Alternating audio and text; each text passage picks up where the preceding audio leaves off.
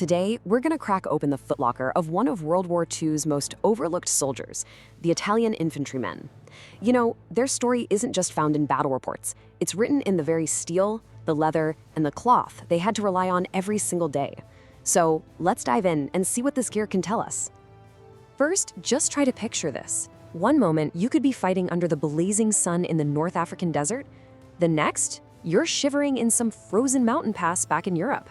We're talking two completely different worlds, but really just one standard set of gear to handle it all. So, where do we even begin? We start with the most basic need on any battlefield, just staying alive. Before a soldier can even think about fighting, they've got to have some kind of protection from all the chaos exploding around them. And that first line of defense was this right here, the iconic M33 steel helmet. Seriously, if you've ever seen a photo of an Italian soldier from the war, you've seen this helmet. It was absolutely their signature piece of kit. What's so interesting is how this helmet basically tells the story of the nation itself. Its design was simple and lightweight, which made it super practical to mass produce for a country without massive industrial power. Now, what was the trade-off? It didn't offer as much protection as, say, the German Stahlhelm, but it worked, and it worked well enough that it stayed in service for decades after the war ended. Of course, it wasn't just the helmet.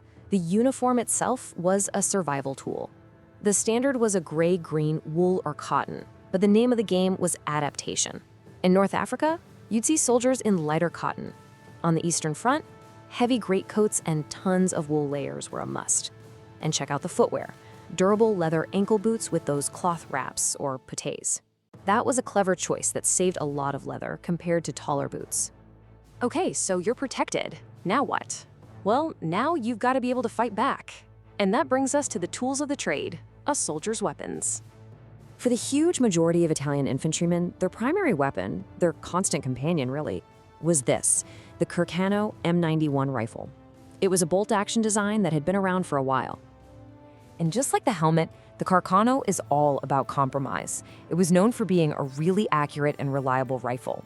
But, and this is a big but, the cartridge it fired was a whole lot weaker than the rounds used by the Germans, Americans, or Soviets. And you can really see that difference here. This gives you a good idea of where the Carcano stacked up. So while you could hit what you were aiming at, its actual stopping power, especially at a distance, was a known weakness on the battlefield. A rifle wasn't everything, of course. Squads also had support weapons.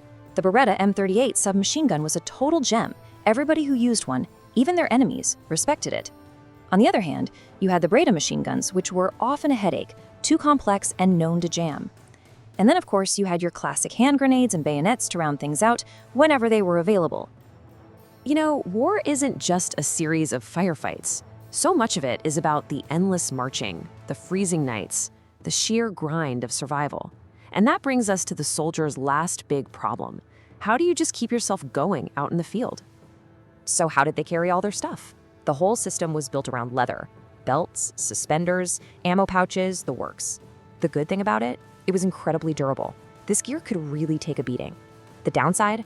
Man, can you imagine wearing all that heavy leather in the middle of the desert? It must have been brutal. So if we could look inside that simple little backpack, we'd find a soldier's whole life.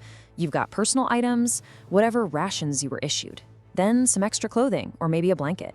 Strapped to the outside, an entrenching tool, and finally, the all-important canteen and mess tin. It was basic for sure, but it was everything they had. But what's really striking is what wasn't there. Medical supplies? For the average guy, it was a single first aid dressing. A radio for communication? Nope. Orders were yelled or carried by runners. And things like maps and compasses?